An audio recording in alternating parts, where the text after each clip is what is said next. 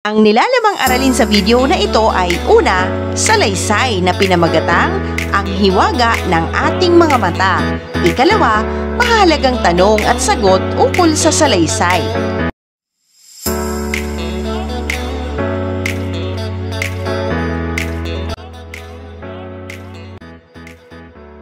Dumako na tayo sa unang bahagi ng video na ito, ang salaysay ng salaysay na pinamagatang ang hiwaga ng ating mga mata. Ang ating mga mata ay hindi lamang laan upang tayo ay makakita. Ito ay nagsilbing bintana o lagusan sa ating pagkatao. Ang ating mga mata ay higit pa ang sinasambit kaysa ating mga bibig. Ito rin ang inilaan sa atin ng Ama upang ating masaksihan ang ganda at hiwaga ng buhay. Hindi ba't sinasabing kapag ikaw ay naglalahad ng katotohanan sa isang tao, marapat na tingnan mo siya sa kanyang mga mata upang maiwasan ang pagkakaroon niya ng agam-agam at gayon din upang paniwalaan kanya. Ito ay marapat lamang gawin dahil sa ang mga mata ay marunong kumilatis ng katotohanan at kabulaanan. Alam nito ang tama sa mali, maganda at pangit, at maging kabusilakan at kaitiman ng budhi ng kanyang kapwa. Sadyang napakahiwaga nito na kaya nitong paibigin ang mga tao sa isa't isa nang walang alinlangan. Hindi ba't pag may nakaharap tayo, ang mga mata ang ating tinitingnan upang masilayan ang kabuuan ng kanyang mukha?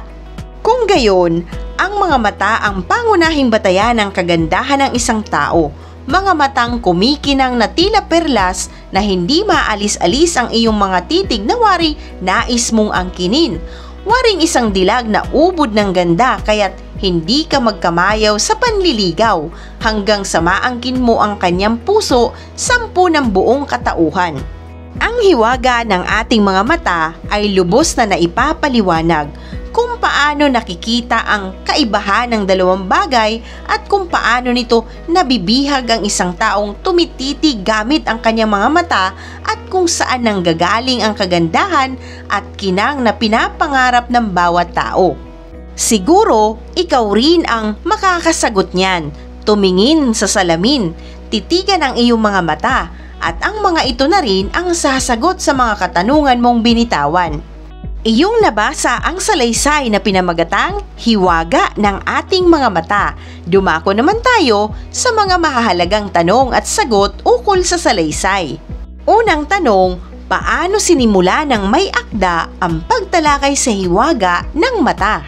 Sinimula ng may akda ang pagtalakay sa mata bilang mahalagang bahagi ng katawan ng isang tao at ang kahalagahan nito. Binigyan niya ng mas malalim na pagkilala ang bawat bahagi ng tao na nilikha ng Panginoon dahil sa tiyak na dahilan at mahalagang gamit nito sa isang tao at sa kapwa. Nailahad ng may akda na hindi lang ito basta nakakakita ng imahe kundi katuwang ng ating isipan sa pagsusuri at pagkilati sa isang tao at mga kaganapan sa ating kapaligiran. Ikalawang tanong, anong mensahe ang nais iparating ng salaysay sa mga mambabasa? Nais na iparating ng salaysay kung paano gamitin ang wasto ng isang tao ang bawat bahagi ng kanyang katawan kaugnay ng kanyang isipan. Hindi lang ang literal na paningin, pangamoy, pandama at iba pa, kundi may mas malalim pang dahilan ang Panginoon kung bakit. Sa lahat ng nabanggit sa salaysay, ang tao ay may likas na matalinong isip at mabuting kalooban. Gamitin ito upang maging mabuti sa kapwa, magpatawad at maunawain sa lahat ng bagay, sapagkat ang bawat isa ay hindi nilalang na perpekto, may kahinaan at katalinuhan sa iba't ibang aspeto. Isang mahalagang aralin muli ang iyong napanood. Maraming salamat sa panonood sa channel na Aralin sa Filipino. Huwag mag-atubiling mag-comment ng inyong tanong, suggestions o paglilinaw ukol sa aralin. Munting kahilingan sa iyong kaibigan, paki-like, share and subscribe para updated ka sa mga susunod pang bagong video ng Aralin mo sa Filipino.